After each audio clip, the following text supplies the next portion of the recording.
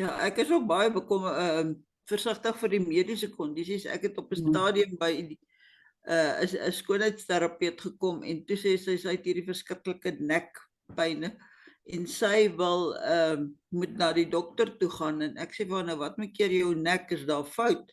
Nee, sê sy weet nie, maar dis verskriklik seer. En toe wys ek vir haar die nekversterker. En toe ek 'n maand later nou weer by haar kom en sê ek vir haar, gaan met jou nek.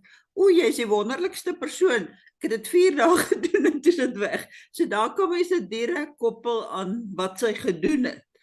Maar baie keer, soos wat ons dit in die tuiste ook ervaar het, is hierdie hele klomp goeder so, hulle doen die mind moves oefeninge, maar hulle kry ook fisioterapie, hulle drink medikasie, die verpleegsters help hulle om aan die loop te kom, so jy kan dit nie direk koppel aan senior mind moves nie, laat dit 'n bydrae lewer, maar dan is dit moeilik om te sê wat was senior mind moves se aandeel in die hele verbetering van 'n persoon.